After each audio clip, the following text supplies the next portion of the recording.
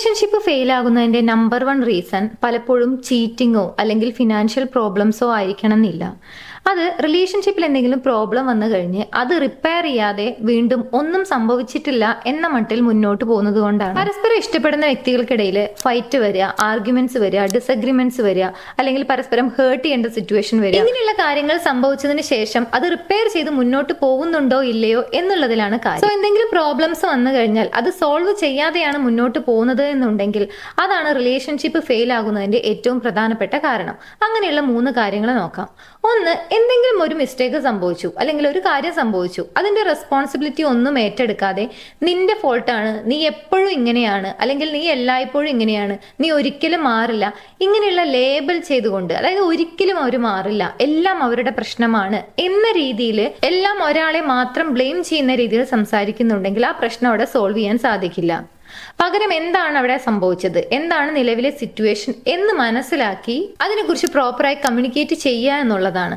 മാത്രമല്ല, ആരുടെ ഭാഗത്താണ് മിസ്റ്റേക്ക് വന്നത് അതിന്റെ റെസ്പോൺസിബിലിറ്റി ഏറ്റെടുക്കുക എന്നുള്ളതാണ് അവിടെ കറക്റ്റ് ആയിട്ടുള്ള ഒരു വേ. ഇതുപോലെ തന്നെ ഒരു പ്രശ്നം സംഭവിച്ചു കഴിഞ്ഞാൽ എനിക്ക് അതിനെക്കുറിച്ച് സംസാരിക്കാൻ താല്പര്യമില്ല, അത് മറന്നേക്ക് എന്ന് പറഞ്ഞ് വീണ്ടും മുന്നോട്ട് പോയാലും ആ പ്രശ്നം അവിടെ സോൾവ് ആകുന്നില്ല. പലപ്പോഴും ആ കാര്യം എന്താണ് അല്ലെങ്കിൽ എങ്ങനെ സംഭവിച്ചു എന്നുള്ളതിനെ കുറിച്ച് കൃത്യമായി കമ്മ്യൂണിക്കേറ്റ് ചെയ്തു കഴിഞ്ഞാൽ മാത്രമാണ് അത് സോൾവ് ആയി എന്നുള്ളൊരു തോന്നല് ഒരു പക്ഷേ ഏതെങ്കിലും ഒരു പേഴ്സണെങ്കിലും ഉണ്ടായിരിക്കും. സോ ഇങ്ങനെയുള്ള സാഹചര്യങ്ങളിൽ അത് മറന്നേക്ക്, അത് വിട്ടേക്ക് എന്ന രീതിയിലാണ് മുന്നോട്ട് പോകുന്നത് എന്നുണ്ടെങ്കിൽ അതാണ് റിലേഷൻഷിപ്പ് ഫെയിൽ ആകുന്നതിന്റെ മറ്റൊരു റീസൺ. 3, നിങ്ങളുടെ പാർട്ട്ണറെ അല്ലെങ്കിൽ ഓപ്പോസിറ്റ് നിൽക്കുന്ന വ്യക്തിയെ നിങ്ങൾ ഹേർട്ട് ചെയ്തു.